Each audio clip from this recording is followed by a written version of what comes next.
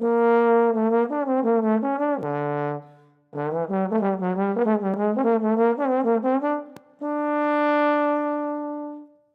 band directors, my name is Matthew Perinack, working on the 11-12 all-district solo for several of the districts in North Carolina this year. Rochut number 58 out of the Legato studies. Um, Most of the solo is pretty attainable. Some of the trickier spots are the appoggiaturas and the grace notes that are marked. There's two in particular. The first one's in measure 11.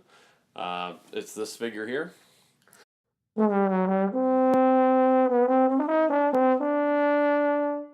So it's a marked C natural, D natural to E flat. Some students will play it this way.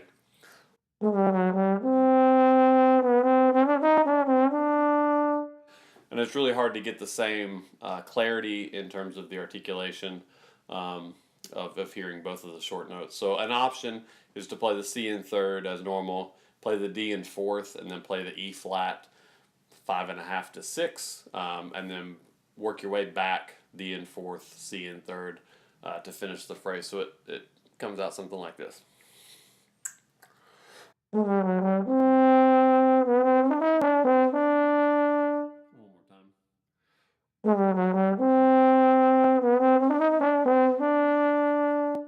In slow motion.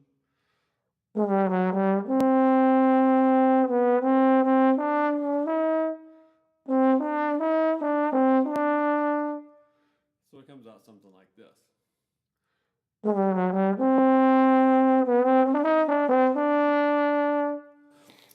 The next one is the sixth line down, where you have appoggiaturas before every downbeat of the 12/8 bar, and it's something like this.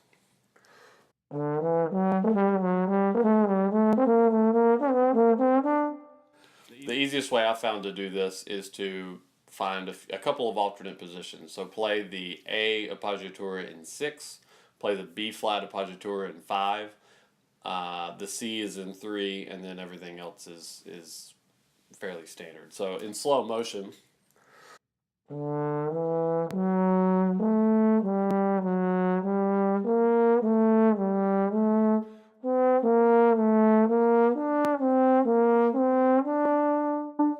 So to learn this and to teach this, I would break it up into small segments. Something I worked on with some students this past week we're just playing a simple melody.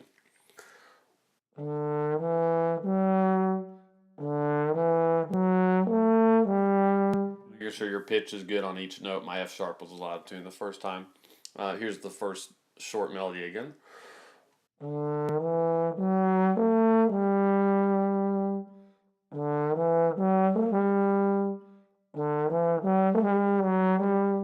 And then you work to incorporate the appoggiatura in very quickly before the downbeat.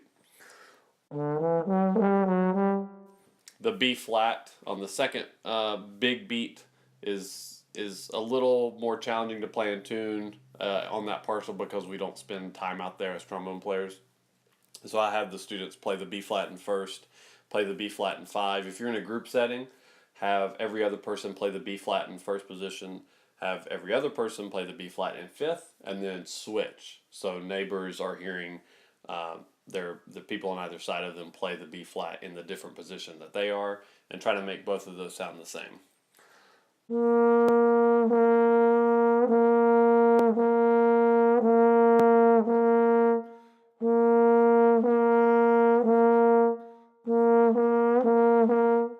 And just work it, and then incorporate that position into the line. So here's the beginning of the phrase.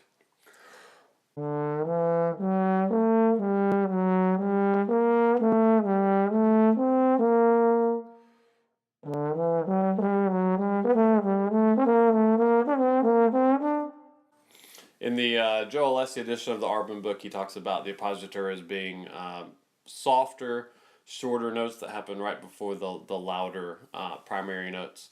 One thing you can do is only play this phrase without the appoggiaturas, so you focus on the main melody.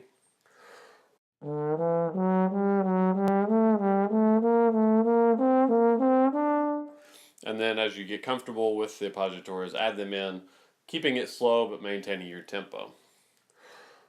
And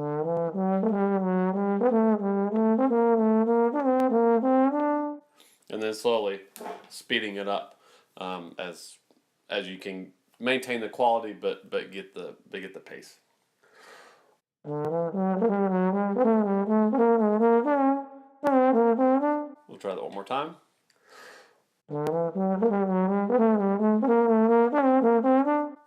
And then incorporate it into the overall phrase. So I'm going to jump back to the end of the fourth line going into the fifth line.